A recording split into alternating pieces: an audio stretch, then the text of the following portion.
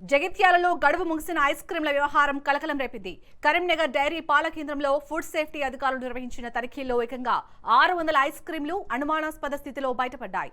Food inspector Anusha ఆధ్వర్యంలో తనిఖీలు చేపట్టగా freezer సరిగ్గా పనిచేయక ఐస్ క్రీంలు కరిగిపోవడంతో పాటు వాటికి ఫంగస్ పట్టినట్లు అధికారులు గుర్తించారు. వీటిని రిటర్న్ కు పంపిస్తామని డైరీ నిర్వాహకులు చెప్పినప్పటికీ తిరిగి ఇతర ఐస్ క్రీంలతో కలిపే అవకాశం ఉందన్న అనుమానంతో అధికారులు 600 ఐస్ క్రీంలను సీజ్ చేశారు. మరోవైపు పలు ఐస్ క్రీం నమూనాలను సేకరించి ల్యాబ్ కు పంపించారు. ల్యాబ్ రిపోర్టు వచ్చిన తర్వాత నిబంధనల ప్రకారం చర్యలు తీసుకుంటామని ఫుడ్ ఇన్స్పెక్టర్ అనూష తెలిపారు.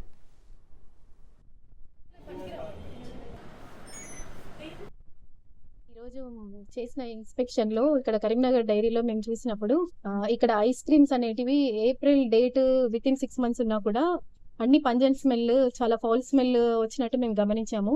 రెఫ్రిజిరేటర్ పాయింట్ లో ఉన్నా కూడా మెల్టింగ్ అనేది అవుతున్నాయి కాబట్టి దాంట్లో ఉన్న ఇంగ్రీడియంట్స్ కానీ ఏమన్నా కానీ సమతుల్యతగా పోర్షన్ లో లేవని గమనించాము. సో ఇక్కడ ఉన్న ఐస్ క్రీమ్స్ వాళ్ళు ఏమంటున్నారంటే మేము రిటర్న్ పంపిస్తామంటున్నారు. అలాంటి జరిగి మళ్ళీ ఎక్కడ మిక్స్ అయ్యి మళ్ళీ కస్టమర్స్ కి రాకుండా కంప్లీట్ గా ఇప్పుడు డిస్కార్డ్ చేస్తున్నాము. ఆల్మోస్ట్ 600 ఐస్ క్రీమ్ వాటిని మేము డిస్కార్డ్ చేస్తాము.